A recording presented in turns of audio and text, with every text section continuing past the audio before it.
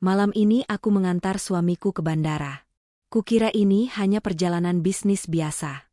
Tapi saat aku akan pulang, putraku yang baru berumur 7 tahun mencengkeram tanganku erat-erat. Dia berbisik, "Ibu, jangan pulang ke rumah. Tadi pagi aku dengar ayah merencanakan sesuatu tentang kita. Tolong, kali ini ibu percaya sama aku." Aku percaya lalu bersembunyi mengintai rumahku dengan kepanikan, dan ternyata yang kulihat. Sebelum ceritanya dimulai, silahkan tulis di kolom komentar dari daerah mana saja teman-teman yang menonton cerita ini. Jangan lupa like dan subscribe agar channel ini bisa semakin berkembang dan bisa mempersembahkan cerita yang lebih menarik lagi. Lampu-lampu terang di terminal keberangkatan Bandara Internasional menusuk mata Alma. Udara dingin dari pendingin ruangan terasa kontras dengan hangatnya pelukan Rendra, suaminya. Di sampingnya, Kiko, putra mereka yang baru berusia 7 tahun, berdiri diam. Tangan kecilnya mencengkeram erat tali ransel bergambar dinosaurus miliknya. Alma membalas pelukan Rendra, menghirup aroma parfum maskulin yang sudah sangat ia kenal.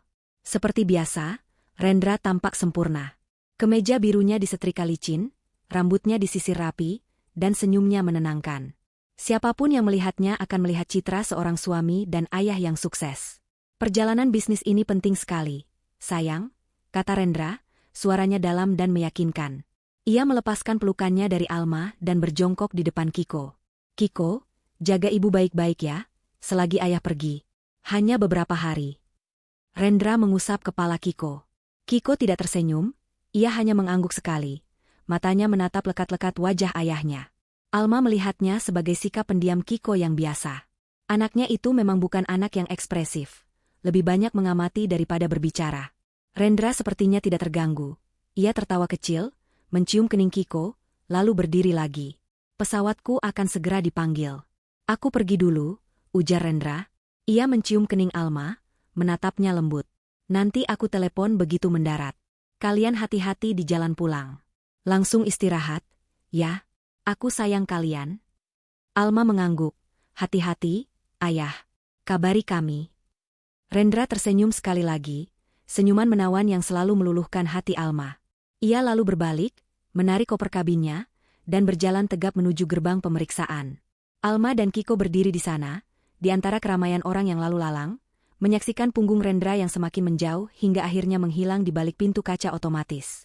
Kepergian Rendra meninggalkan keheningan di antara Alma dan Kiko. Suara pengumuman penerbangan dan dru koper di lantai marmer kembali terdengar jelas. Alma menghela napas panjang. Selalu ada rasa sepi setiap kali Rendra pergi, meski ia tahu itu tuntutan pekerjaan. "Ayo, nak, kita pulang." Alma menggandeng tangan Kiko yang terasa dingin. Kiko menurut tanpa suara. Mereka berjalan menyusuri koridor panjang menuju tempat parkir. Langkah kaki mereka terdengar berirama. Alma mencoba memecah kesunyian, "Nanti di rumah Kiko mau ibu buatkan susu coklat hangat." Kiko hanya bergumam pelan, jawaban yang tidak jelas antara ya atau tidak. Alma mengira putranya hanya mengantuk. Mereka tiba di area parkir yang remang-remang. Udara terasa lebih pengap di sini. Hanya ada beberapa mobil yang terparkir di lantai itu. Alma menekan tombol pada kunci mobilnya. Lampu mobil berkedip dan mengeluarkan bunyi pelan. Ia berjalan ke sisi pengemudi, sementara Kiko berjalan ke pintu penumpang di belakang. Tepat ketika Alma hendak membuka pintunya, ia merasakan tarikan kuat di tangannya. Ia terkejut dan berbalik. Kiko berdiri kaku, mencengkeram pergelangan tangannya begitu erat, hingga kuku-kuku kecilnya terasa menekan kulit Alma. Wajah putranya pucat pasi di bawah cahaya lampu parkir yang temaram. Mata Kiko membelalak, dipenuhi ketakutan yang belum pernah Alma lihat sebelumnya. "Kiko, ada apa? Sayang, kamu melihat sesuatu?" Alma berjongkok, mencoba mensejajarkan matanya dengan mata Kiko. Jantungnya mulai berdebar. Kiko menggeleng cepat. Ia menelan ludah, bibirnya bergetar. Ia mendekatkan wajahnya ke telinga Alma, suaranya berdesis pelan, nyaris tak terdengar. "Ibu, jangan pulang ke rumah." Alma mengerutkan kening, bingung. "Apa maksudmu, nak? Tentu saja kita pulang. Ini sudah malam." Kiko menggeleng lagi, lebih keras. Cengkeramannya semakin kuat. "Tidak, Bu, jangan pulang," bisiknya lagi, kali ini ada nada putus asa dalam suaranya. Tadi pagi aku dengar ayah. Ayah ditelepon di ruang kerjanya. Aku tidak sengaja dengar." Kebingungan Alma mulai bercampur dengan rasa cemas. Dengar apa, Kiko? Kiko menarik napas dalam-dalam, seolah mengumpulkan seluruh keberaniannya. Ayah merencanakan sesuatu tentang kita. Tentang ibu dan aku.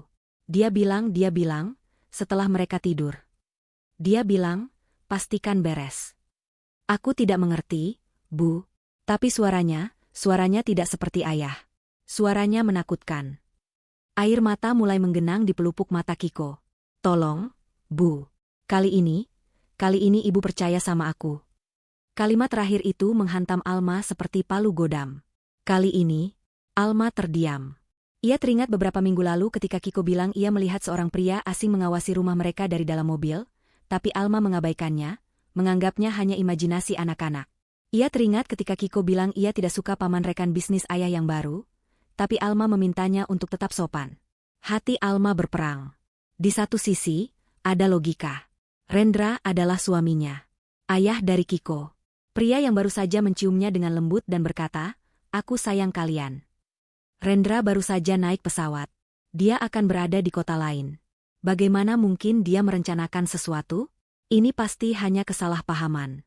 Kiko pasti salah dengar. Dia hanya anak-anak yang terlalu lelah dan mungkin merindukan ayahnya.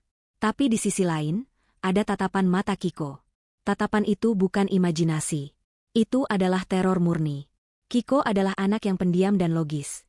Ia bukan anak yang suka mengarang cerita untuk mencari perhatian.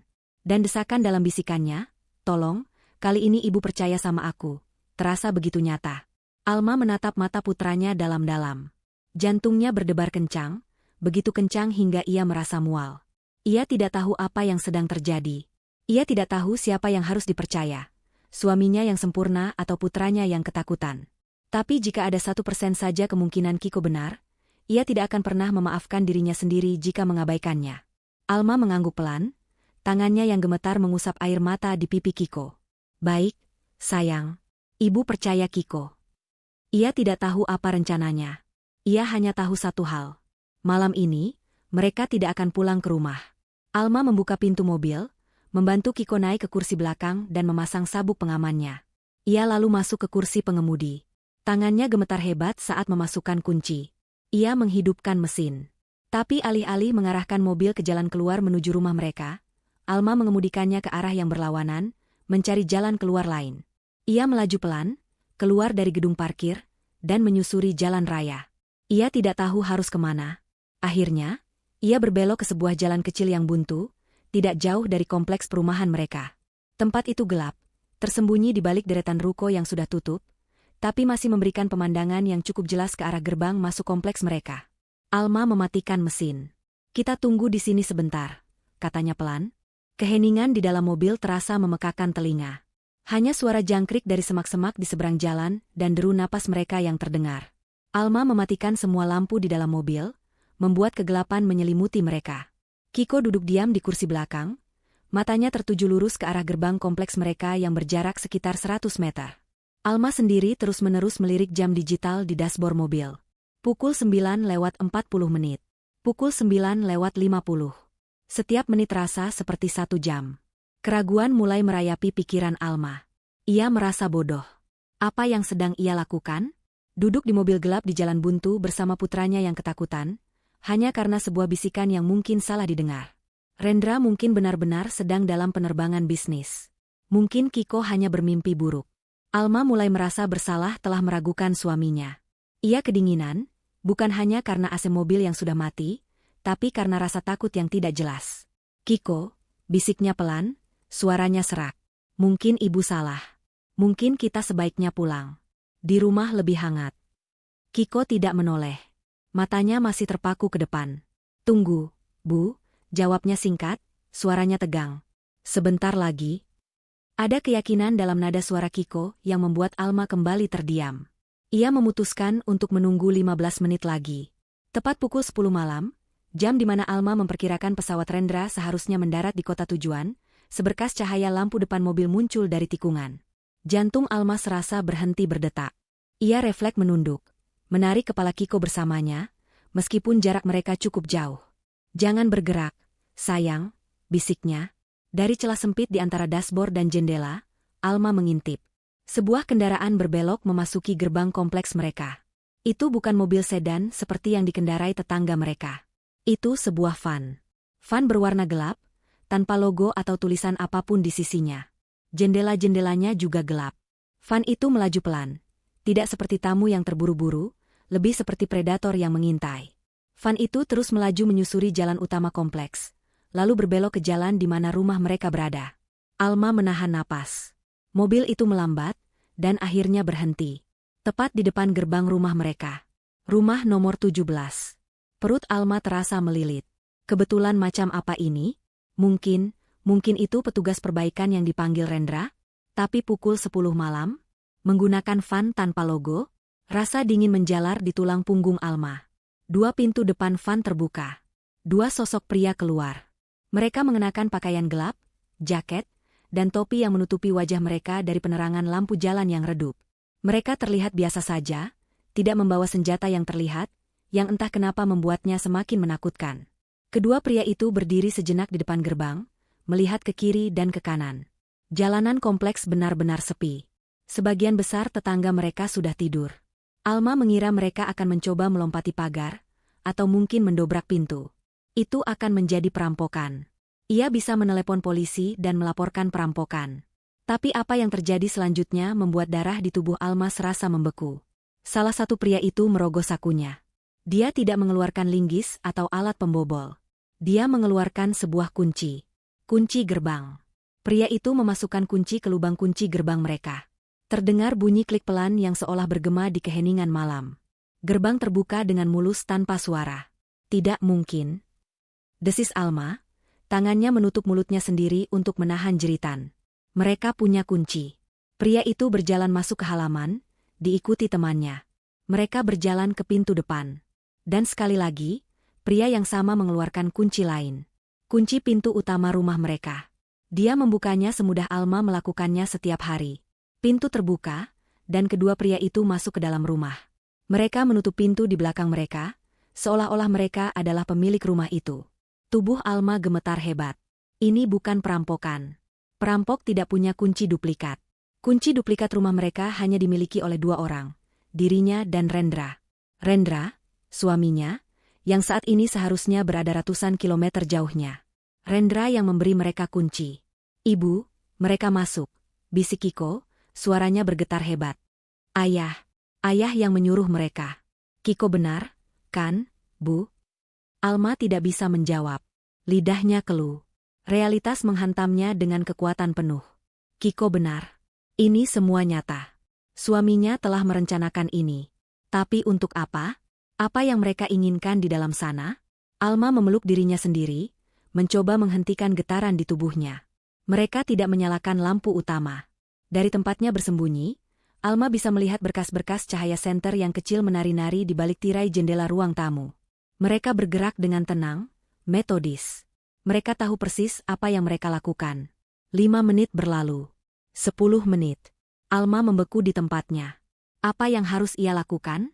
Menelepon polisi? Apa yang akan ia katakan? Ada orang di rumah saya, tapi mereka masuk pakai kunci yang sepertinya diberikan suami saya. Polisi akan mengira ini adalah perselisihan rumah tangga. Mereka akan datang, mungkin membunyikan bel, dan para pria itu akan kabur.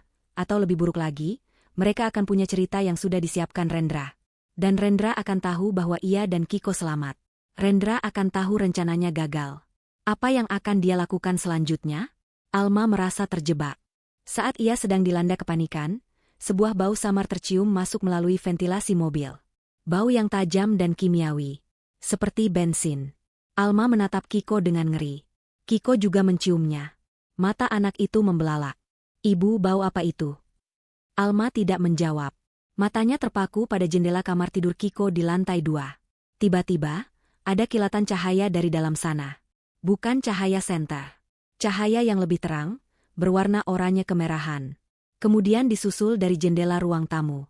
Sebuah kerlipan kecil, lalu semakin besar. Tirai jendela yang tadinya putih kini berpendar dengan warna jingga yang menakutkan. Api. Mereka membakar rumah kita. Jerit Kiko tertahan. Alma tersentak. Tubuhnya gemetar tak terkendali. Ini bukan perampokan. Ini bukan peringatan. Ini adalah rencana pembunuhan. Rendra tidak hanya ingin mereka keluar dari rumah. Dia ingin mereka mati di dalam sana. Dia ingin mereka terbakar hidup-hidup saat mereka tidur. Perjalanan bisnis itu, pelukan hangat, ciuman di bandara, semuanya adalah alibi. Alibi yang sempurna. Tepat pada saat itu, ponsel di sakunya bergetar. Dengan tangan gemetar, Alma mengambilnya. Sebuah pesan masuk. Dari Rendra. Jantungnya serasa diremas. Ia membuka pesan itu. Isinya singkat, baru mendarat, sayang. Semoga kalian sudah tidur nyenyak. Aku sayang kalian. Alma membekap mulutnya erat-erat, rasa mual yang hebat naik ke tenggorokannya. Ia buru-buru membuka pintu mobil dan muntah di aspal yang dingin. Rasa asam dan pahit memenuhi mulut Alma. Ia terbatuk hebat, bersandar di pintu mobilnya yang terbuka, sementara seluruh isi perutnya tumpah ke aspal yang dingin. Tubuhnya gemetar hebat, bukan lagi karena dingin, tapi karena guncangan yang merobek kesadarannya. Di depannya, rumahnya, tempat ia membesarkan Kiko, tempat ia menyimpan semua kenangan, kini dilalap api. Asap hitam pekat membubung ke langit malam, membawa serta bau bensin yang menyengat dan bau hangus barang-barang yang terbakar. Jendela kamar Kiko di lantai 2 pecah berderai-derai, mengeluarkan lidah api yang menjilat-jilat dinding luar. Itu adalah pemandangan neraka yang nyata. Ibu, ibu. Suara Kiko yang panik dari dalam mobil menyentak Alma kembali.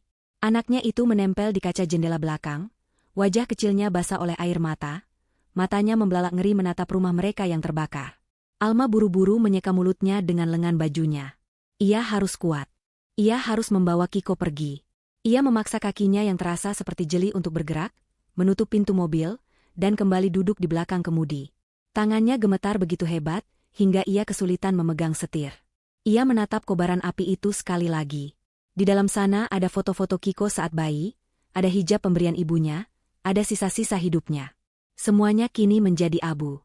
Tiba-tiba, dari kejauhan, terdengar suara sirene. Meraung-raung, semakin dekat. Seseorang pasti telah melihat api itu dan menelepon pemadam kebakaran. Kepanikan baru mencengkeram Alma. Ia melihat ke arah rumahnya. Pintu depan terbuka. Kedua pria berbaju gelap itu berlari keluar. Wajah mereka tidak terlihat jelas dalam kekacauan itu. Mereka tidak terlihat panik, hanya bergerak cepat. Mereka melompat kembali ke dalam van gelap yang menunggu. Tanpa menyalakan lampu depan, van itu meluncur cepat di jalanan kompleks, berbelok di tikungan, dan menghilang.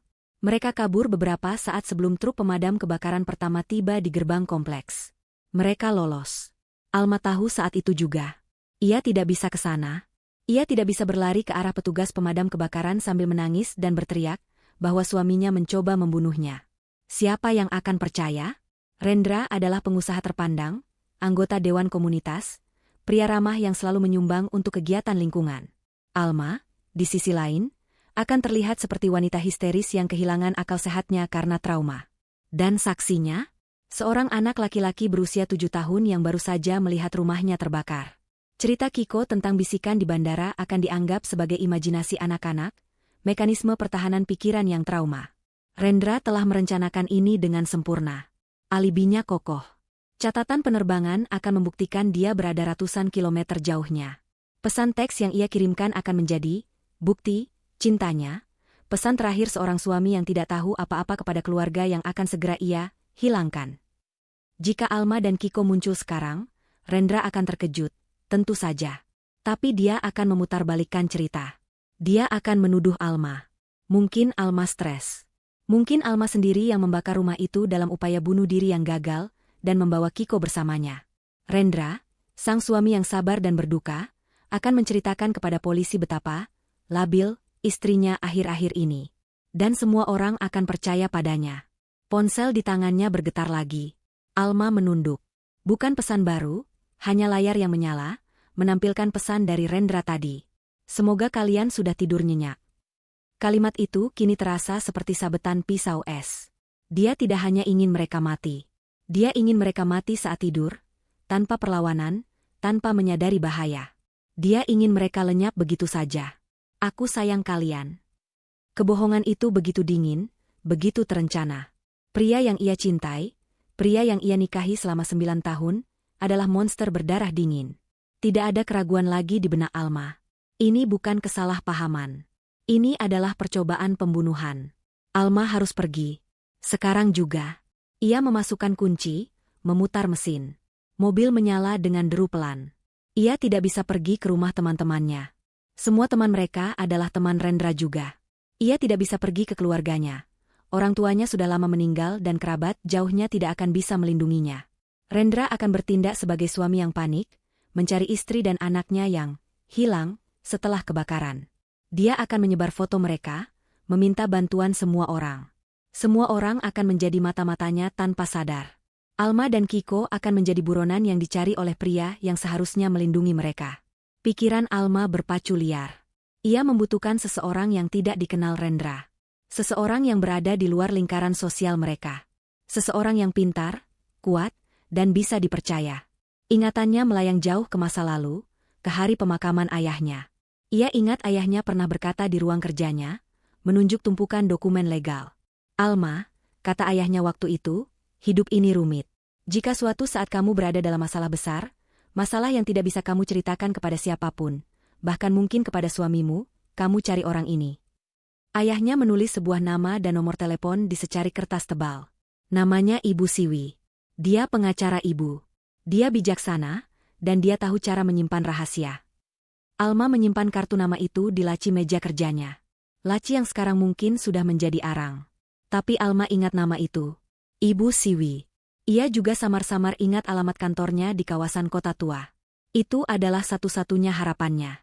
Alma memutar setir, menjauh dari jalan buntu itu, mengambil rute memutar yang berlawanan arah dengan rumahnya, menjauhi suara sirene yang semakin banyak. Ia melirik Kiko dari kaca spion. Anaknya itu duduk meringkuk di kursi belakang, terbungkus sabuk pengaman, tidak lagi menangis. Dia hanya menatap lurus ke depan, wajahnya pucat namun tegar. Dia telah menyelamatkan hidup mereka. Alma mengemudi menembus malam. Ia tidak punya apa-apa. Dompetnya, kartu identitasnya, uang tunai, semua ada di dalam tas tangannya di ruang tamu yang terbakar. Yang ia miliki hanyalah ponsel di sakunya, mobil ini, piyama yang ia pakai di balik jaket tipis, dan putranya. Ia terus memantau kaca spion. Setiap ada mobil yang melaju di belakangnya, terutama jika itu van gelap, jantungnya berdebar kencang. Ia merasa seperti mangsa yang sedang diburu. Ia tidak tahu apa yang menantinya di kantor Ibu Siwi, atau apakah wanita tua itu masih ada di sana. Tapi ia tidak punya pilihan lain. Ia harus terus maju, menjauh dari bayang-bayang pria yang ia panggil suami. Mobil Alma berhenti di depan sebuah ruko tua berlantai 2 di kawasan kota yang sepi. Jam di dashboard menunjukkan pukul 1 dini hari.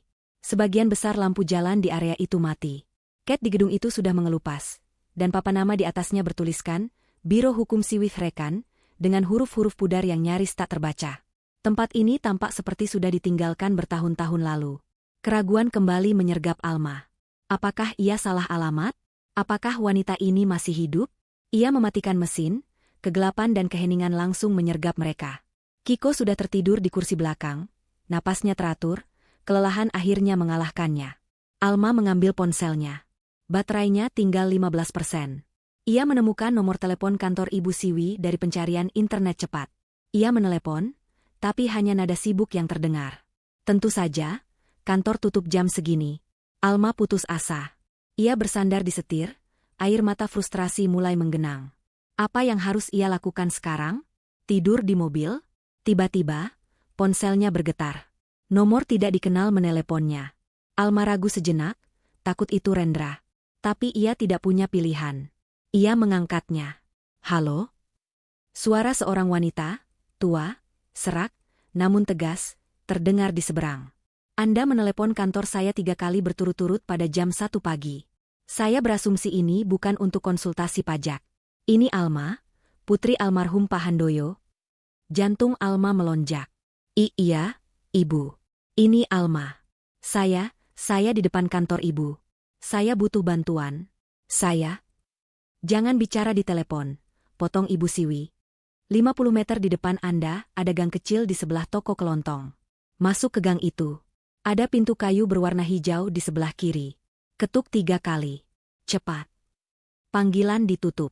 Alma, tanpa ragu lagi, menyalakan mesin, melajukan mobil ke gang sempit itu. Benar saja, ada pintu hijau kusam.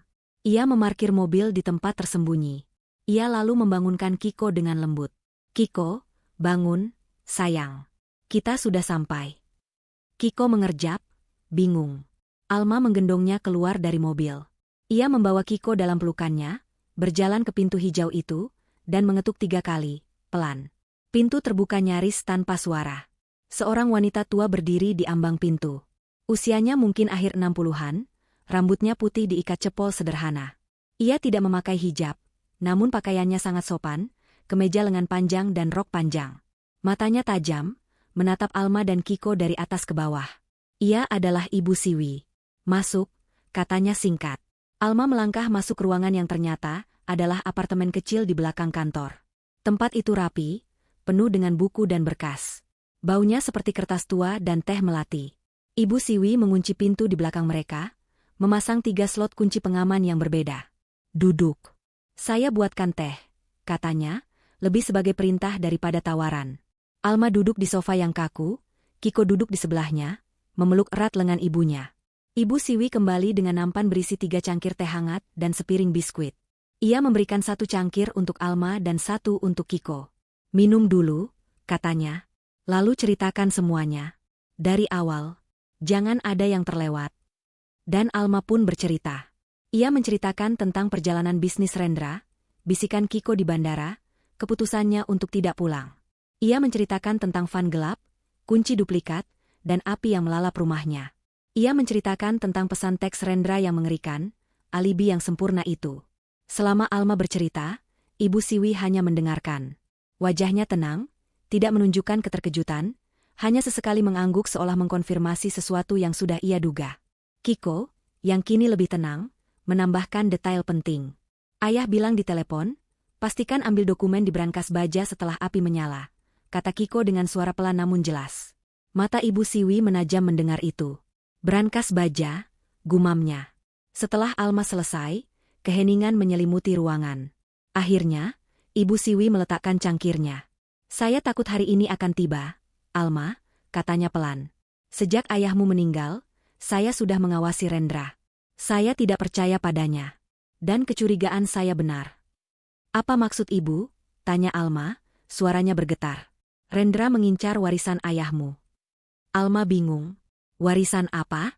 Ayah hanya meninggalkan rumah itu, rumah yang sekarang terbakar, dan sisa dana pendidikan untuk Kiko. Kami bahkan masih mencicil mobil. Rendra selalu bilang bisnisnya sedang sulit. Ibu Siwi tersenyum tipis, senyum yang getir. Itu yang Rendra tahu. Itu yang ayahmu ingin semua orang tahu. Alma, ayahmu adalah orang yang sangat kaya. Tapi dia sangat membenci orang yang malas dan serakah. Dia melihat sifat itu dalam diri Rendra sejak awal. Ibu Siwi berdiri, mengambil sebuah map tebal dari lemari arsip yang terkunci. Ayahmu membuat 2 surat wasiat. Yang pertama, yang diketahui Rendra, adalah umpan. Yang kedua, yang asli, disimpan di tempat aman. Ibu Siwi membuka map itu. Ayahmu meninggalkan seluruh aset utamanya, properti di beberapa kota, simpanan emas, koleksi barang antik, dan surat berharga, dalam sebuah perwalian yang sangat ketat. Perwalian itu, lanjut Ibu Siwi, baru bisa dicairkan, atau diakses, setelah salah satu dari 2 syarat terpenuhi.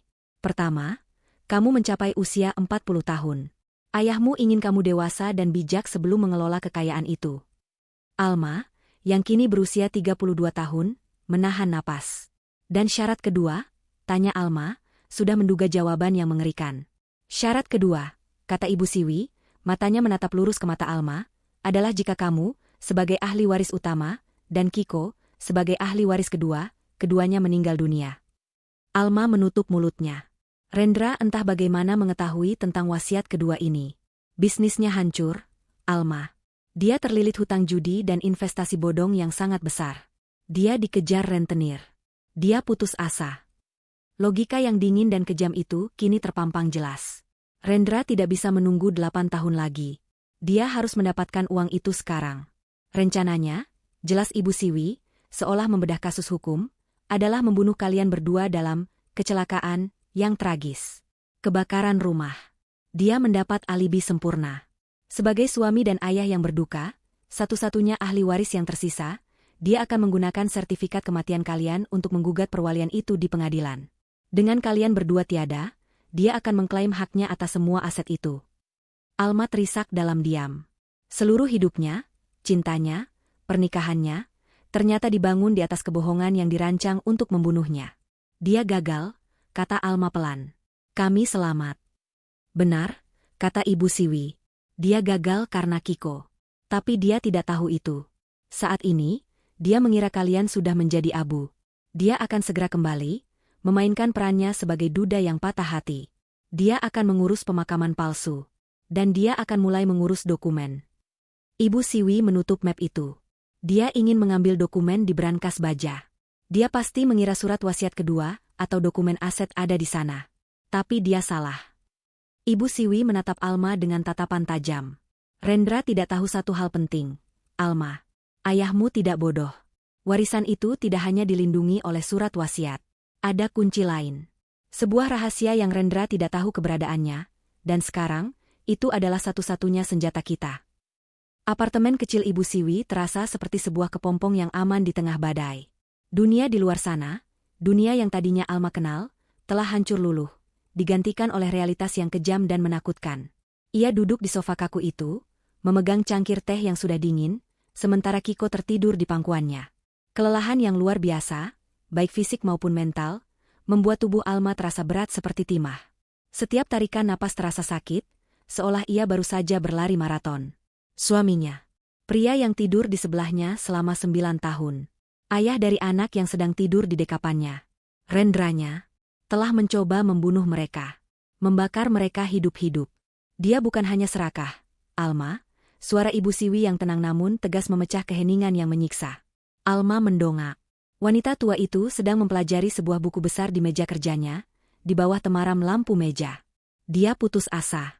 Dan orang yang putus asa jauh lebih berbahaya daripada orang yang sekadar serakah. Ibu Siwi membalik halaman, menunjukkan sebuah daftar. Saya menggunakan koneksi saya tadi. Hutang judi Rendra di kasino ilegal luar negeri sangat besar. Investasi bodongnya menelan dana klien-kliennya. Dia tidak hanya akan bangkrut, Alma. Dia akan dipenjara karena penggelapan. Dia dikejar oleh rentenir yang tidak segan-segan bertindak kejam. Alma menelan ludah. Jadi, ini semua bukan hanya tentang warisan ayah. Oh, warisan itu adalah jalan keluarnya, kata Ibu Siwi. Itu adalah satu-satunya cara dia bisa membayar semua hutangnya dalam satu kali pukul dan kabur memulai hidup baru. Dia tidak punya pilihan lain. Dalam pikirannya yang sudah bengkok, kematianmu dan Kiko adalah satu-satunya solusi. Dia sudah terpojok. Alma memejamkan mata, bayangan api kembali menari-nari di balik kelopak matanya. Tapi bagaimana kita bisa membuktikannya? Bu, dia punya alibi. Dia di kota lain. Siapa yang akan percaya pada kita? Mereka akan mengira saya gila karena trauma. Kita tidak akan membuktikannya dengan kata-kata, jawab Ibu Siwi. Kita akan membuktikannya dengan apa yang Rendra tinggalkan. Ibu Siwi menutup bukunya dan menatap Alma lekat-lekat. Kiko. Tadi dia bilang Rendra ingin orang-orangnya mengambil sesuatu dari brankas baja. Alma mengangguk. Benar. Rendra bilang, pastikan ambil dokumen di brankas baja setelah api menyala. Alma tiba-tiba teringat sesuatu. Brankas itu, ayah yang memasangnya. Tahan api dan tahan ledakan. Apapun yang ada di dalamnya, pasti masih utuh. Tepat, kata Ibu Siwi. Rendra pasti mengira isinya adalah sertifikat aset atau surat wasiat kedua. Dia ingin mengambilnya untuk mempercepat klaimnya di pengadilan. Alma menggeleng. Ayah tidak mungkin sebodoh itu. Dia tidak akan menyimpan dokumen sepenting itu di brankas rumah. Rendra bahkan tahu kombinasi brankas itu. Ayah pernah memberitahunya saat ayah masih percaya padanya. Ibu Siwi terdiam sejenak, memproses informasi baru itu. Rendra tahu kombinasinya, gumamnya. Lalu kenapa dia menyuruh orang mengambilnya? Kenapa tidak dia ambil sendiri sebelum pergi? Mungkin untuk membuatnya terlihat seperti perampokan, duga Alma. Atau, mungkin dia tidak ingin sidik jarinya ada di sana. Ibu. Suara pelan Kiko membuat kedua wanita itu menoleh. Anak itu ternyata tidak tidur. Ia hanya memejamkan mata, mendengarkan. Ia kini duduk tegak, matanya yang biasanya pendiam kini terlihat fokus dan tajam. Aku tahu apa yang ayah cari. Alma dan Ibu Siwi saling berpandangan. Alma mengusap pipi putranya. Apa itu, sayang? Itu bukan dokumen ayah, kata Kiko. Bukan dokumen kakek. Itu dokumen ayah sendiri. Kiko menarik napas. Beberapa minggu lalu, aku bangun tengah malam mau minum. Aku dengar ayah berteriak di ruang kerja. Dia marah sekali di telepon. Dia bilang, "Jangan ancam aku. Semua catatanku ada di sini. Kalau aku jatuh, kalian semua ikut jatuh." Alma menahan napas. Ia ingat malam itu. Ia mengira Rendra hanya stres karena pekerjaan. Lalu, lanjut Kiko, setelah itu, ayah jadi sering membuka brankas. Aku lihat dari celah pintu. Dia mengeluarkan buku hitam kecil. Buku harian. Dia menulis di dalamnya. Dia kelihatan takut. Setelah selesai, dia selalu menguncinya lagi di brankas. Buku harian? Rendra, yang sangat mengandalkan tablet dan ponselnya, menyimpan buku harian fisik? "Kiko, kamu yakin?" tanya Alma.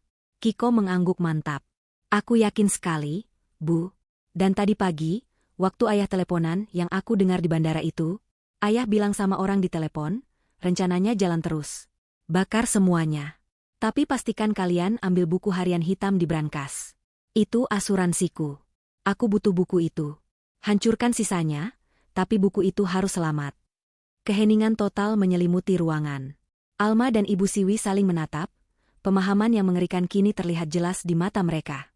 Ibu Siwi adalah yang pertama berbicara, suaranya nyaris berbisik. "Ya Tuhan, anak ini..." Ibu Siwi menatap Kiko dengan kekaguman. "Rendra tidak berusaha mengambil aset, Alma. Dia berusaha mengambil, atau menghancurkan, bukti. Asuransiku." Ulang Alma, otaknya berputar cepat. Dia tidak mempercayai orang-orang yang membakar rumah itu. Dia menyimpan catatan tentang mereka. Rincian hutangnya, nama-nama rentenirnya, mungkin detail rencana pembunuhan ini. "Persis," kata Ibu Siwi, matanya kini bersinar dengan energi baru. Dia menyimpan buku itu di brankas tahan api, tempat raman yang dia tahu. Dia berencana mengambilnya kembali setelah kecelakaan itu, menggunakannya sebagai jaminan agar para rentenir tidak mengejarnya, atau untuk membungkam para pembakar bayaran itu. Dia tidak berniat menghancurkannya. Dia menyebutnya asuransi. "Tapi api," kata Alma. "Orang-orang itu menyalakan api. Mereka tidak mengambil bukunya. Kiko bilang ayah menyuruh mereka mengambilnya setelah api menyala." "Mereka tidak sempat," kata Ibu Siwi. "Sirene pemadam kebakaran datang terlalu cepat. Mereka panik dan kabur." Keduanya terdiam, mencerna implikasi dari hal itu. Brankas itu tahan api. Rumahnya hancur. Tapi brankas itu masih ada di sana, di tengah puing-puing. Dan di dalamnya, tergeletak buku harian hitam kecil. Buku yang berisi semua rahasia kotor Rendra. Buku yang seharusnya menjadi asuransinya, kini telah berubah menjadi bom waktu yang siap meledak di wajahnya. Buku itu adalah satu-satunya bukti fisik yang bisa menghubungkan Rendra, yang beralibi sempurna, dengan kejahatan yang mengerikan ini. "Kita harus mengambil buku itu," kata Alma, suaranya kini mantap, rasa takutnya digantikan oleh tekad yang dingin. "Kita harus mengambilnya sebelum Rendra menyadari rencananya gagal dan mengirim orang lain untuk mengambilnya." Ibu Siwi mengangguk pelan, senyum tipis tersungging di bibirnya. "Rendra tidak akan mengirim orang lain, Alma. Dia akan segera kembali. Dia akan memainkan perannya. Dan dia akan mencoba mengambilnya sendiri. Kita harus tiba di sana lebih dulu." Rendra melangkah keluar dari pintu kedatangan bandara. Ia baru saja mendarat di kota tujuan, bisnisnya. Langkahnya tegap, wajahnya tenang. Ia memeriksa jam tangannya. Pukul 10:30 malam. Sempurna. Sesuai jadwal. Ia telah mengirim pesan kepada Alma tepat saat ia mendarat. Alibinya sudah tercatat oleh sistem bandara dan operator seluler. Sekarang, ia hanya perlu menunggu. Ia berjalan ke kafe terdekat di lobi kedatangan, memesan secangkir kopi hitam. Ia duduk di meja sudut, membelakangi keramaian, menghadap ke dinding yang menampilkan layar-layar televisi berisi berita dan jadwal penerbangan. Ia perlu terlihat seperti pebisnis lelah yang sedang bersantai sejenak sebelum menuju hotel. Ia menyeruput kopinya. Pahit. Jantungnya berdebar sedikit lebih cepat dari biasanya, tapi ia mengendalikannya. Ini adalah adrenalin. Semuanya sudah diatur. Para profesional yang ia sewa, pembakar bayaran yang direkomendasikan oleh salah satu rentenirnya, telah memastikan pekerjaan akan bersih. Kebocoran gas. Korsleting listrik. Sesuatu yang tragis dan tidak disengaja. Mereka akan masuk setelah api cukup besar, mengambil buku harian hitam dari brankas yang kombinasinya sudah ia berikan. Buku itu adalah jaminannya. Dengan buku itu, Ia bisa mengendalikan para rentenir. Tanpa buku itu, dia hanya mangsa. Ponselnya di atas meja masih diam. Belum ada panggilan konfirmasi, sudah beres, dari timnya. Rendra mulai merasa sedikit gelisah. Mereka seharusnya menelepon begitu pekerjaan selesai, dan mereka berada di jarak aman. Kenapa mereka belum menelepon? Ia menatap layar ponselnya. Tidak ada sinyal. Tiba-tiba, matanya tertarik pada salah satu layar televisi di dinding. Saluran berita lokal. Ada laporan khusus yang mendesak. Breaking news. Jantung Rendra serasa berhenti berdetak. Kamera menyorot kobaran api yang dahsyat. Asap hitam membubung tinggi. Dan di bagian bawah layar tertulis, kebakaran hebat melanda kompleks perumahan elit Green Valley. Green Valley. Itu kompleks perumahannya. Kamera bergoyang, lalu menyorot gerbang utama. Nomor 17. Rumahnya. Api melalap rumahnya. Tidak. Desisnya. Kopi di tangannya tumpah, cangkirnya jatuh ke lantai dengan bunyi pecah yang nyaring. Beberapa orang menoleh. Rendra tidak peduli. Matanya terpaku pada layar. Belum diketahui nasib penghuni rumah, kata reporter itu dengan nada prihatin. Rendra gemetar. Ia meraih ponselnya, menjatuhkannya. Ia mengambilnya lagi dengan tangan gemetar. Ia harus berakting. Sekarang. Tidak, teriaknya. Ia melompat dari kursinya. Istriku. Anakku. Itu rumahku. Orang-orang di sekitarnya terkejut. Petugas keamanan bandara berlari menghampirinya. Pak, tenang, Pak, ada apa? Rumah saya terbakar. Rendra menangis histeris, menunjuk-nunjuk ke layar televisi. Istri dan anak saya ada di dalam. Saya harus pulang. Saya harus pulang sekarang. Itu adalah pertunjukan terbaik dalam hidupnya. Dia adalah suami yang hancur, pebisnis yang sedang dalam perjalanan dinas, yang baru saja menyaksikan tragedi menimpa keluarganya dari jauh. Alibinya semakin kokoh. Petugas keamanan membantunya, mencoba menenangkannya. Rendra, di tengah-tengah, isak tangisnya, menelepon polisi di kota asalnya. Tolong. Rumah saya, nomor 17. Green Valley. Istri saya Alma, putra saya Kiko. Tolong selamatkan mereka. Dia kemudian memesan penerbangan pertama kembali ke rumah. Semuanya tercatat. Sementara itu, fajar baru menyingsing di atas puing-puing rumah Alma. Garis polisi kuning melintang di depan gerbang yang hangus. Bau asap dan bahan kimia masih sangat menyengat. Beberapa petugas pemadam kebakaran masih menyemprotkan air ke bara api yang tersisa. Tim investigasi kebakaran sudah mulai bekerja, menyisir reruntuhan. Di tengah kekacauan itu, sebuah sedan hitam berhenti. Ibu Siwi keluar dengan tenang. Ia mengenakan setelan kerja yang rapi, membawa tas kerja kulit. Ia berjalan lurus ke arah petugas yang berjaga. Selamat pagi, Pak. Saya Ibu Siwi. Saya kuasa hukum dari almarhum Pak Handoyo, pemilik sah properti ini. Saya di sini mewakili kepentingan ahli waris. Petugas itu mengerutkan kening. Ahli waris? Maksud Anda Ibu Alma? Kami belum bisa menemukan beliau. Kami khawatir. Saya mengerti, potong Ibu Siwi dengan nada tenang namun berwibawa. Dan itulah mengapa saya di sini. Ada barang-barang legal dan pribadi yang tersimpan di dalam brankas tahan api di ruang kerja. Mengingat situasinya, saya perlu mengamankan dokumen-dokumen itu segera. Tepat pada saat itu, sebuah taksi berhenti dengan suara decitan rem yang keras. Rendra melompat keluar, penampilannya acak-acakan. Ia belum tidur semalaman. Wajahnya pucat, matanya merah. Ia berlari menerobos garis polisi. Alma, Kiko, teriaknya, suaranya serak. Di mana mereka? Kenapa kalian diam saja? Petugas polisi menahannya. Pak Rendra, tenang, Pak. Kami turut berduka cita. Api terlalu besar. Kami belum menemukan korban. Hati Rendra mencelos. Belum menemukan? Apa maksudnya itu? Seharusnya mereka ada di kamar. Seharusnya tubuh mereka mudah ditemukan. Apakah mereka berhasil kabur? Tidak mungkin. Api terlalu cepat. Kecuali, Rendra menepis pikiran itu. Dia harus fokus pada aktingnya. Dia ambruk di tanah, memukul-mukul aspal. Tidak mungkin. Mereka pasti ada di dalam. Di tengah drama histeris Rendra, Ibu Siwi memberi isyarat kepada dua pria yang datang bersamanya, seorang ahli kunci brankas profesional. Mereka mengabaikan Rendra dan berjalan lurus ke arah reruntuhan ruang kerja. Ibu Siwi, ini lokasi kejadian, kata seorang petugas.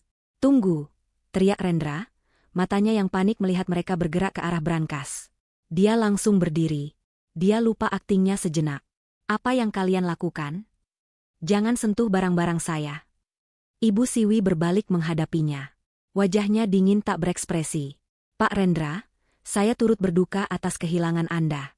Tapi brankas ini adalah milik almarhum Pak Handoyo dan terdaftar atas nama perwalian. Saya di sini untuk mengamankan isinya. Rendra membeku. Dia tidak bisa menghentikannya.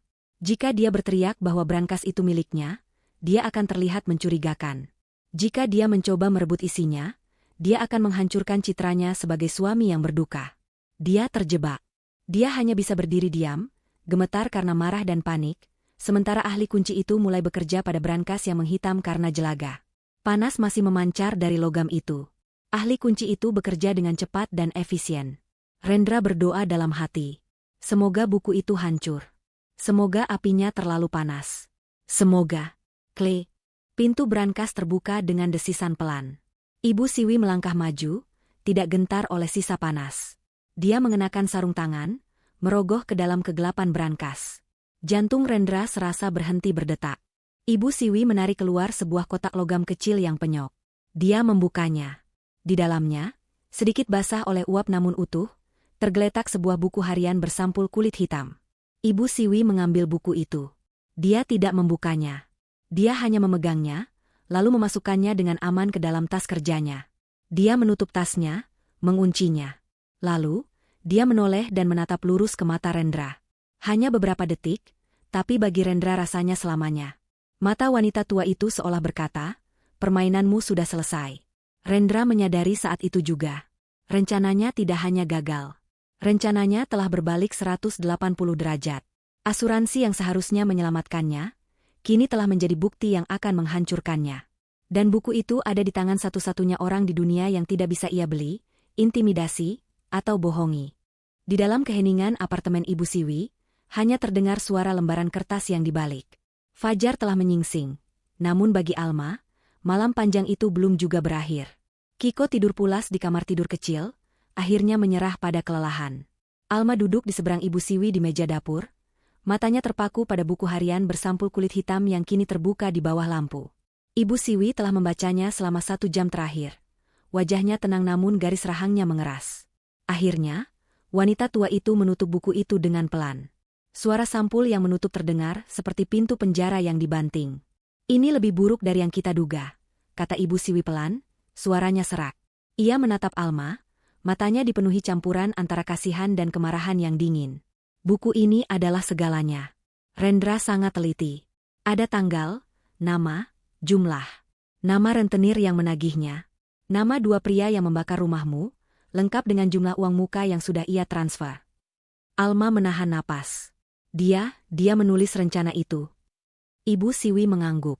Dia tidak menyebutnya pembunuhan. Dia menyebutnya solusi akhir. Dia menulis detail perjalanannya sebagai alibi, tanggal pemesanan tiket, bahkan draft pesan teks yang dia kirimkan padamu. Ibu Siwi mendorong buku itu menjauh seolah benda itu beracun. Dia juga menulis tentangmu. Dia bilang kamu terlalu naif dan mudah percaya. Dia menulis bahwa dia tidak sabar untuk menyelesaikan semua ini dan memulai hidup baru dengan uang warisan ayahmu. Dia bahkan sudah merencanakan liburan ke luar negeri setelah masa berkabungnya selesai. Setiap kata terasa seperti tamparan bagi Alma. Naif. Mudah percaya. Ia telah mencintai seorang pria yang menganggapnya bodoh. Seorang pria yang merencanakan kematiannya sambil tersenyum di meja makan. Air mata yang ia kira sudah kering, kini mengalir lagi. Tapi kali ini, air mata itu terasa panas, bukan karena kesedihan, tapi karena amarah. Kita punya buktinya, kata Alma, suaranya bergetar. Kita bisa ke polisi sekarang. Bisa, kata Ibu Siwi. Dan ini bukti yang sangat kuat. Tapi Rendra cerdik. Dia akan menyewa pengacara terbaik. Dia akan mengklaim buku harian itu palsu, atau ditulis di bawah paksaan. Dia akan menyeret ini selama bertahun-tahun. Para rentenir itu tidak akan bersaksi. Para pembakar bayaran itu sudah menghilang. Wanita tua itu mencondongkan tubuhnya ke depan. Kita tidak hanya ingin dia di penjara, Alma. Kita ingin dia hancur. Kita ingin dia mengakui perbuatannya. Kita perlu menangkapnya saat dia sedang melakukan kejahatan lain. Kejahatan yang tidak bisa dia sangkal. Di seberang kota, di kamar hotel mewah yang dibayar dengan sisa kartu kreditnya, Rendra mondar-mandir seperti binatang yang terperangkap. Pertunjukan duka di lokasi kebakaran telah berjalan baik, tapi sekarang masalah besar muncul. Polisi telah secara resmi menyatakan Alma dan Kiko sebagai orang hilang. Mereka tidak menemukan jasad. Tidak ada gigi, tidak ada tulang, tidak ada apapun di antara puing-puing yang bisa mengkonfirmasi kematian mereka. Tanpa sertifikat kematian, Rendra tidak bisa menyentuh uang asuransi jiwa. Dan yang lebih penting, dia tidak bisa menyentuh perwalian warisan itu. Dia tidak bisa membuktikan kepada pengadilan bahwa ahli waris utama dan kedua telah meninggal. Ponselnya bergetar. Panggilan dari nomor yang tidak dikenal. Jantungnya mencelos. Itu pasti rentenir. Atau lebih buruk lagi, para pembakar bayaran itu. Dia telah gagal membayar sisa uang mereka, karena mereka gagal mengambil buku harian itu. Dia membiarkannya berdering. Dia melempar ponsel itu ke tempat tidur. Dia terjebak. Dia tidak punya uang. Dia tidak punya buku harian itu, yang sekarang ia yakini ada di tangan Ibu Siwi. Dan Alma dan Kiko, dia kini yakin 100% mereka masih hidup. Mereka bersembunyi. Mereka bersembunyi bersama wanita tua licik itu, merencanakan sesuatu. Dia harus mendapatkan uang. Dia harus mendapatkan warisan itu sebelum mereka menggunakannya untuk melawannya. Dia memikirkan semua aset yang dia tahu. Hanya ada satu hal yang selalu Alma bicarakan, peninggalan pribadi dari ayahnya. Sebuah safety deposit box di bank tua di pusat kota. Alma pernah bilang ayahnya menitipkan kenangan masa kecil di sana. Rendra selalu curiga isinya lebih dari itu. Mungkin daftar aset? Mungkin sertifikat emas? Tapi kotak itu ada di bawah nama Alma, dan kuncinya selalu dipakai Alma sebagai liontin di balik hijabnya. Kunci itu, sekarang pasti sudah meleleh bersama puing anjing. Sia-sia. Sementara itu, Ibu Siwi sedang menjelaskan rencananya kepada Alma. Ayahmu, Alma, adalah pria yang sangat teliti. Dia tidak hanya meninggalkan wasiat. Dia meninggalkan jejak, kata Ibu Siwi. Warisan utama itu tidak di satu tempat. Asetnya tersebar di belasan safety deposit box di bank yang berbeda, di bawah nama alias yang berbeda. Untuk membukanya, kita perlu dua hal. Surat wasiat kedua yang asli, yang ada padaku, dan daftar lokasi semua kotak itu. Di mana daftarnya? Tanya Alma. Di dalam safety deposit box yang Rendra tahu, kata Ibu Siwi. Kotak di Bank Mandiri Kota Tua. Kotak atas nama lahirmu. Ayahmu tahu kamu akan mengingat cerita masa kecilmu tentang bank itu. Tapi dia juga tahu Rendra mendengarkan ceritamu. Ibu Siwi tersenyum tipis. Ayahmu memasang perangkap. Kotak itu hanya bisa dibuka dengan dua kunci yang identik secara fisik. Satu kunci dia berikan padamu, yang kamu jadikan liontin. Kunci lainnya dia berikan padaku. Rendra tidak tahu ada kunci kedua. Rencana itu mulai terbentuk di benak Alma. Jadi, lanjut Ibu Siwi, Rendra sekarang putus asa. Dia tahu tentang kotak itu. Dia yakin kotak itu berisi jalan menuju kekayaan. Dia akan melakukan apa saja untuk membukanya. Kita hanya perlu memberinya kesempatan. Rencana Ibu Siwi sederhana namun brilian. Dia memiliki informan, seorang pegawai rendahan di salah satu perusahaan investasi tempat Rendra berhutang, yang juga terlilit hutang judi. Ibu Siwi akan menggunakan orang ini sebagai tikus. Si tikus akan menghubungi Rendra. Ceritanya, dia disewa oleh Alma beberapa hari lalu. Alma terlihat ketakutan dan putus asa. Alma bilang dia dikejar-kejar orang dan harus kabur. Sebelum kabur, Alma menitipkan sesuatu padanya, satu-satunya barang berharga yang berhasil ia selamatkan dari rumah, sebuah kunci liontin. Si tikus, yang pura-pura tidak tahu apa-apa, akan menawarkan untuk menjual kunci itu kepada Rendra. Dia hanya ingin uang tunai untuk melunasi hutangnya sendiri.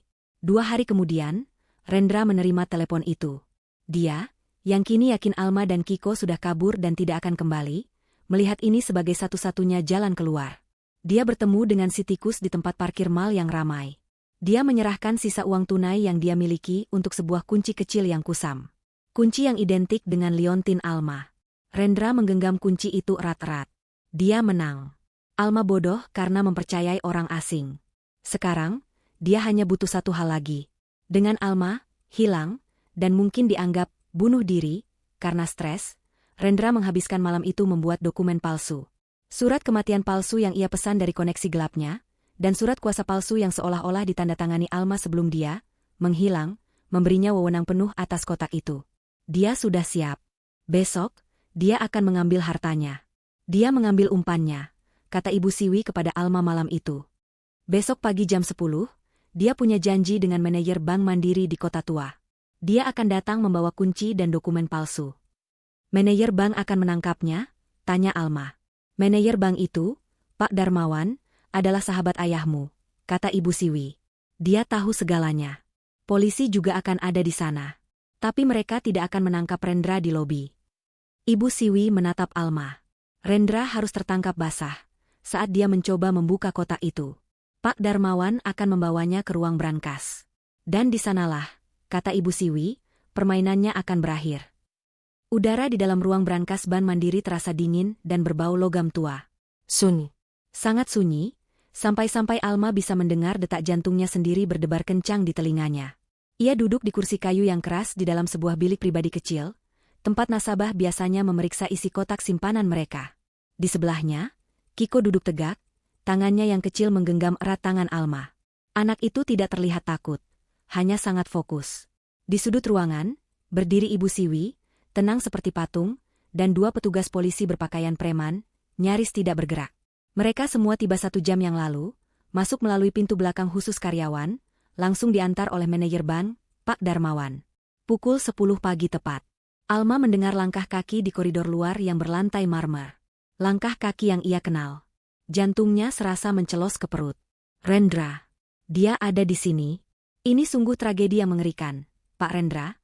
Alma mendengar suara Pak Darmawan yang penuh simpati palsu dari luar bilik. Saya tidak bisa membayangkan apa yang Anda alami. Suara Rendra terdengar serak, dipenuhi duka yang dibuat-buat. Terima kasih, Pak Darmawan. Saya hanya ingin menyelesaikan urusan peninggalan istri saya secepat mungkin. Ini terlalu menyakitkan. Alma memejamkan mata. Betapa mudahnya kebohongan itu keluar dari mulut Rendra. Tentu, kata Pak Darmawan. Anda sudah membawa dokumen yang diperlukan? Dan kuncinya? Ya. Semuanya ada di sini, jawab Rendra. Terdengar suara kertas dibuka di atas meja logam. Ini surat kematiannya. Dan ini surat kuasa yang dia tanda tangani beberapa minggu sebelum kejadian. Dia bilang dia merasa stres dan ingin saya mengurus keuangannya jika terjadi apa-apa. Alma nyaris tersedak. Kebohongan itu berlapis-lapis. Dia tidak pernah menandatangani surat apapun. Baik. Semuanya terlihat beres, kata Pak Darmawan. Mari, saya antar Anda ke kotaknya. Langkah kaki itu mendekat, melewati bilik tempat Alma bersembunyi. Jantung Alma berdebar begitu keras, hingga ia takut Rendra bisa mendengarnya. Kiko meremas tangannya lebih erat. Langkah kaki itu berhenti tepat di luar. Terdengar suara kunci dimasukkan ke lubang kunci. Kle, ini kunci dari pihak bank, kata Pak Darmawan.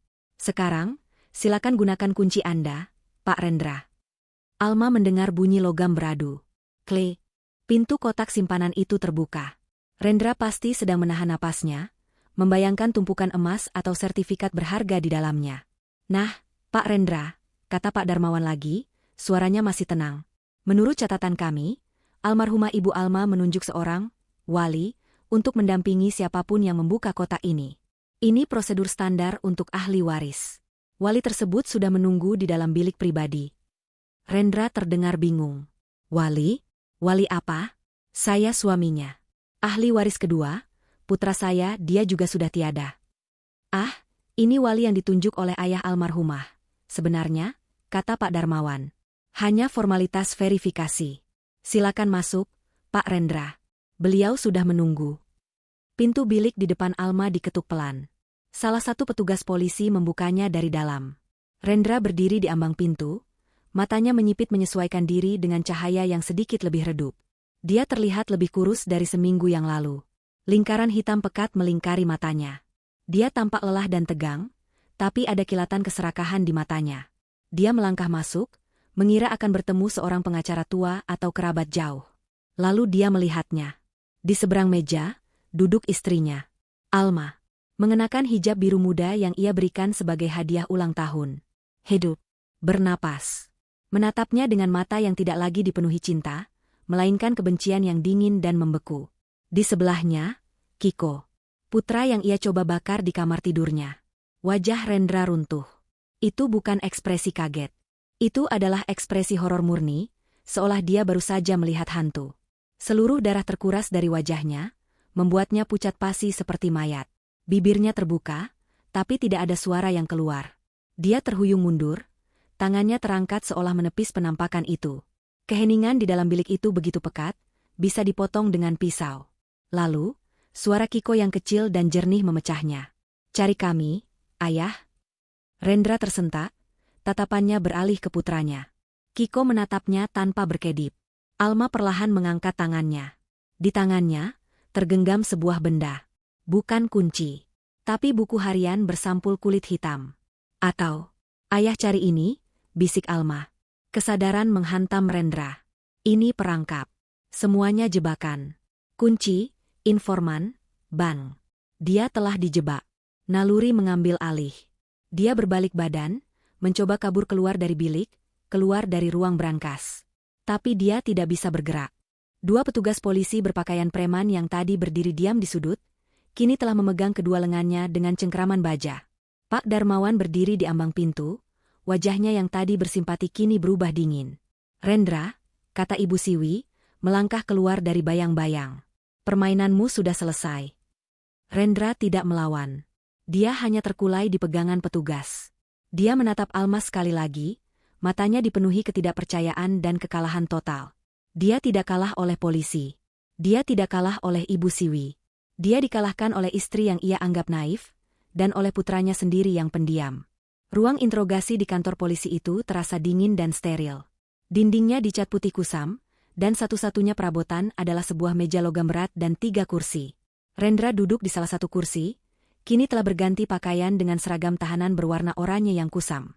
Wajahnya pucat, namun matanya memancarkan amarah yang tertahan. Dia tidak lagi terlihat seperti suami yang berduka. Dia terlihat seperti penjudi yang baru saja kalah telak dalam pertaruhan terakhirnya.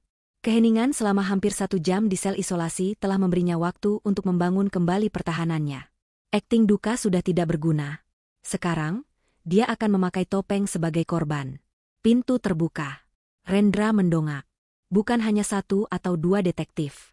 Yang masuk adalah Ibu Siwi, didampingi oleh Pak Darmawan dari bank, dan seorang detektif senior berwajah keras bernama Binsar. Rendra langsung menyala. "Ini jebakan. Kalian semua menjebak saya," teriaknya, menunjuk Ibu Siwi. "Wanita tua ini. Dia mengincar warisan ayah mertua saya sejak lama. Dia mencuci otak istri saya. Alma labil. Dia pasti bersekongkol dengan wanita ini untuk kabur dan membuat saya terlihat bersalah." Rendra berbicara cepat, nadanya putus asa namun penuh keyakinan palsu. "Saya tidak tahu apa-apa tentang kebakaran itu. Saya ada di luar kota. Saya punya alibi. Ratusan orang melihat saya di bandara. Ratusan orang melihat saya histeris saat melihat berita." Detektif Binsar tidak terkesan. Dia duduk di seberang Rendra, meletakkan sebuah map tipis di atas meja, dan membukanya dengan pelan. "Pak Rendra, kita sudahi saja drama ini," kata Binsar dengan suara berat. "Kita mulai dari yang paling mudah. Ini," dia mengeluarkan lembaran dokumen, "adalah surat kuasa palsu yang Anda berikan kepada Pak Darmawan. Kami sudah memeriksa tanda tangan Alma. Para ahli kami memastikan itu adalah pemalsuan yang sangat baik. Tapi tetap saja palsu." Rendra mendengus. "Alma yang memberikannya. Dia bilang dia stres. Dia pasti berbohong sekarang." "Baik," kata Binsar, tidak goyah. "Lalu, ini, surat kematian palsu. Dipesan dari sindikat di pelabuhan. Kami sudah menangkap pembuatnya. Dan dia bersedia bersaksi bahwa Anda yang memesannya." Wajah Rendra sedikit menegang, tapi dia tetap bertahan. "Saya panik. Saya kira mereka sudah meninggal. Saya tidak bisa berpikir jernih." "Anda juga panik," lanjut Binsar, "saat Anda bertemu dengan seorang informan bernama Dodi di parkiran mal 2 hari lalu. Anda membelikannya sebuah kunci. Kunci yang katanya titipan dari Alma." Rendra terdiam. Dia tidak tahu mereka sudah melacak informan itu. "Alma yang menyuruhnya," teriak Rendra, suaranya naik 1 oktav. "Dia minta uang untuk kabur. Dia menjual kuncinya pada saya. Dia yang menjebak saya." Rendra mulai terlihat seperti tikus yang terpojok, mencicit ke segala arah. Kalian tidak punya apa-apa. Hanya kata-kata istri saya yang labil melawan kata-kata saya. Saya punya alibi. Ibu Siwi, yang sedari tadi diam, akhirnya angkat bicara. Suaranya tenang, membelah udara tegang di ruangan itu. Alibi memang hal yang luar biasa, Rendra. Tapi alibi hanya berguna jika tidak ada yang tahu apa yang kamu lakukan sebelum kamu pergi ke bandara. Rendra menatapnya dengan kebencian. Diam kamu, wanita tua. Ibu Siwi mengabaikannya. Dia meletakkan sesuatu di atas meja. Sesuatu yang membuat Rendra terdiam seketika. Buku harian bersampul kulit hitam. Kami tidak menyangka kamu akan begitu teliti, kata Ibu Siwi. Nama, tanggal, jumlah transfer. Nama kedua pembakar bayaran itu. Rencana untuk mengambil buku ini setelah api menyala. Semuanya ada di sini. Mata Rendra terpaku pada buku itu. Wajahnya kejang. Tapi dia masih berusaha. Itu bukan buku saya. Saya tidak tahu apa itu. Kalian yang menaruhnya di brankas. Kalian menjebak saya. Detektif Binsar menggeleng pelan. Buku harian ini, Pak Rendra, hanya pelengkap. Cherry di atas kue. Kami bahkan tidak membutuhkannya untuk menghukum Anda. Rendra tertawa, tawa yang terdengar histeris. Omong kosong. Kalian tidak punya apa-apa lagi. Kalian kalah. Kami memang tidak punya apa-apa lagi, kata Ibu Siwi pelan. Tapi putramu punya. Rendra membeku. Kiko, apa maksudmu? Detektif Binsar memberi isyarat. Seorang petugas lain masuk, membawa laptop dan sebuah proyektor kecil. Petugas itu mengarahkan proyektor ke dinding putih yang kusam. Beberapa minggu lalu, kata Detektif Binsar, putra Anda, Kiko, membeli mainan. Mainan mata-mata. Kamera kecil yang bisa merekam. Anak-anak memang suka hal seperti itu. Rendra mulai gemetar. Dia ingat Kiko memamerkan sebuah mainan robot kecil. Matanya menyala. Dia mengira itu hanya mainan biasa. Kiko curiga padamu, Rendra, kata Ibu Siwi. Dia bilang ayahnya sering marah-marah di telepon. Jadi dia menaruh mainannya di rak buku di ruang kerjamu. Tepat menghadap mejamu. Dia hanya ingin tahu kenapa ayahnya sedih. Detektif Binsar menekan tombol play. Gambarnya sedikit goyah dan beresolusi rendah. Diambil dari sudut rak mainan. Tapi sosok Rendra terlihat jelas, duduk di meja kerjanya, berbicara di telepon. Tanggal dan waktu terekam di sudut layar. 2 hari sebelum kebakaran. Audionya sangat jernih. Rencananya jalan terus. Suara Rendra terdengar di ruangan itu. Tidak ada perubahan. Aku akan berada di bandara saat kejadian. Alibiku aman. Dengar, bakar semuanya. Apartemen, kamar tidur Kiko, kamar utama. Pastikan terlihat seperti kecelakaan. Tapi pastikan kalian ambil buku harian hitam di brankas. Itu asuransiku. Aku butuh buku itu. Rendra berhenti bernapas. Wajahnya kini bukan lagi pucat, tapi seputih dinding di belakangnya. Detektif Binsar tidak berhenti. Dia memutar klip lain. Sehari sebelumnya, Rendra sedang berbicara dengan 2 pria yang membelakanginya. Aku tidak peduli bagaimana caranya, kata Rendra di video itu. Pastikan mereka tidur. Gas, atau apapun. Aku tidak mau ada perlawanan. Begitu Alma dan Kiko beres, aku akan transfer sisa bayarannya. Uang warisan itu akan cair dalam beberapa minggu. Kita semua akan kaya.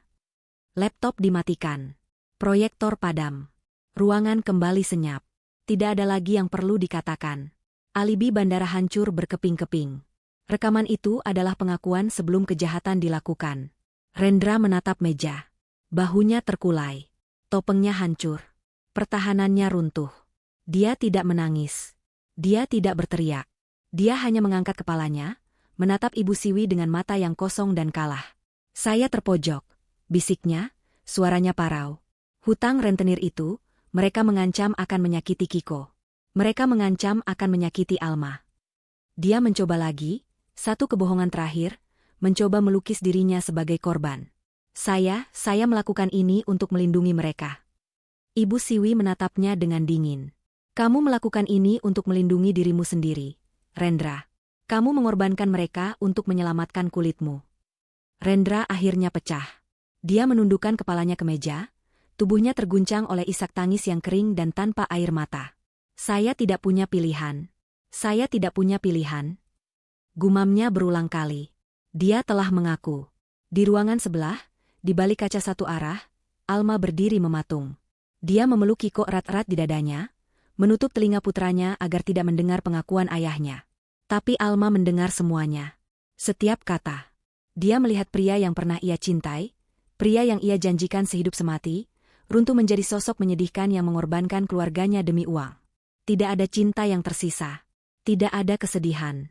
Yang ada hanya rasa dingin yang menusuk dan kelegaan yang luar biasa. Semuanya sudah berakhir. Rantai yang mengikatnya pada pria itu telah putus selamanya. Persidangan Rendra berjalan cepat dan menjadi berita utama di seluruh negeri. Kisah tentang suami pengusaha yang beralibi sempurna, istri yang dianggap naif namun selamat, dan seorang putra kecil yang pendiam yang menjadi pahlawan, memikat perhatian publik.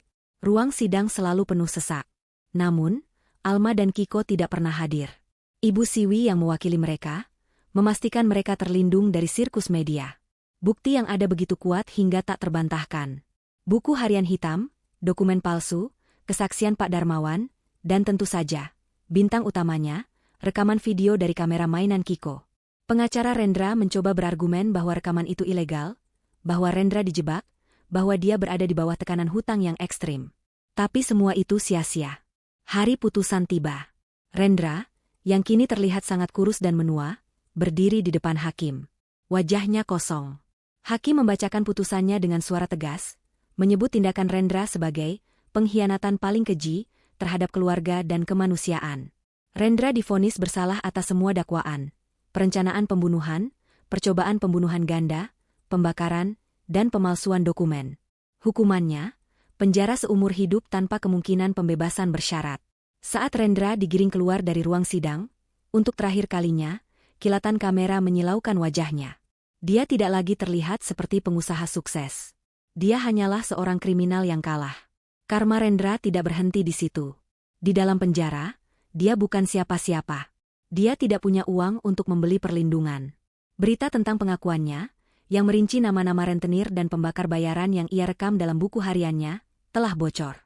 Dia telah melanggar kode etik dunia kejahatan. Para rentenir yang ia hianati memiliki koneksi yang kuat di dalam penjara. Hidup Rendra, seperti yang telah direncanakan Ibu Siwi, berubah menjadi neraka di bumi. Dia kehilangan kebebasannya, keluarganya, dan kekayaannya. Dia tidak memiliki apa-apa lagi selain penyesalan dan ketakutan akan hari esok. Beberapa minggu setelah putusan, Alma dan Ibu Siwi kembali ke ruang brankas Bank Mandiri. Kali ini, mereka datang dengan surat perintah pengadilan yang sah dan kunci asli dari Ibu Siwi. Mereka membuka kotak simpanan atas nama Alma. Di dalamnya, tidak ada emas atau perhiasan. Hanya ada sepucuk surat dari ayahnya dan sebuah buku catatan kecil. Surat itu berisi kata-kata cinta dari ayahnya, menjelaskan alasannya menyembunyikan warisan itu. Ayah hanya ingin kamu menemukan kebahagiaanmu sendiri, nak, bukan kebahagiaan yang dibeli oleh uang. Buku catatan itu adalah kuncinya. Isinya adalah daftar belasan bank lain, nama-nama alias, dan nomor-nomor kotak simpanan yang tersebar di seluruh negeri. Itu adalah peta harta karun yang ditinggalkan ayahnya. Butuh waktu berbulan-bulan bagi Ibu Siwi untuk mencairkan semuanya secara legal. Warisan itu jauh lebih besar dari yang pernah dibayangkan Alma. Kekayaan yang bisa menghidupinya dan Kiko selama 100 generasi. Tapi uang itu terasa berat di tangannya. Itu adalah uang yang hampir merenggut nyawa mereka. Alma mengambil keputusan. Dia menjual semua sisa aset yang pernah berhubungan dengan Rendra, menyumbangkan hasilnya ke panti asuhan. Dia tidak mau menyentuh sepeser pun uang kotor itu. Dia hanya akan menggunakan warisan bersih dari ayahnya. 1 tahun berlalu. Suara tawa anak-anak terdengar di taman yang asri. Ini bukan di kompleks perumahan mewah. Ini adalah rumah baru yang sederhana namun hangat di pinggir kota. Jauh dari kenangan buruk. Alma duduk di teras, mengenakan hijab berwarna cerah, mengaduk teh melati. Dia terlihat tenang. Garis-garis ketegangan di wajahnya telah memudar. Kiko, yang kini berusia 8 tahun, berlari di taman, mengejar kupu-kupu. Dia masih menjalani terapi, tapi mimpi buruknya sudah berkurang. Dia lebih banyak bicara sekarang. Dia lebih banyak tersenyum. Alma tidak hanya duduk diam menikmati kekayaannya. Di pusat kota, sebuah gedung baru telah dibuka. Papannya bertuliskan, Yayasan Warisan Handoyo. Dengan bimbingan Ibu Siwi, Alma menggunakan uang ayahnya untuk mendirikan sebuah yayasan. Yayasan itu memiliki 2 fokus utama. Pertama, Memberikan beasiswa penuh untuk anak-anak cerdas dan jeli dari keluarga kurang mampu, anak-anak seperti Kiko. Kedua, menyediakan bantuan hukum gratis dan rumah aman bagi perempuan dan anak-anak yang terjebak dalam hubungan yang penuh kekerasan atau manipulatif. Alma mengubah warisan yang hampir menghancurkannya menjadi alat untuk menyelamatkan orang lain. Itu adalah karma baiknya. Kiko berlari menghampiri Alma, tangannya yang mungil menggenggam setangkai bunga aster putih. Dia memberikannya kepada ibunya. Untuk ibu, katanya, tersenyum lebar. Alma mengambil bunga itu, hatinya menghangat. Terima kasih, sayang. Kiko memeluk ibunya. Terima kasih sudah percaya padaku, ibu. Alma membalas pelukan putranya erat-erat, mencium puncak kepalanya. Kata-kata itu, yang dulu diucapkan dalam ketakutan di bandara, kini diucapkan dalam kedamaian. Ibu yang berterima kasih, bisik Alma. Kamu adalah pahlawan ibu. Kamu menyelamatkan kita. Mereka duduk bersama di teras, memandangi taman mereka yang bermandikan sinar matahari sore. Bayang-bayang Rendra telah lenyap. Api telah padam. Yang tersisa hanyalah fajar yang baru, masa depan yang aman, dan cinta seorang ibu dan anak yang telah teruji oleh api dan keluar sebagai pemenang.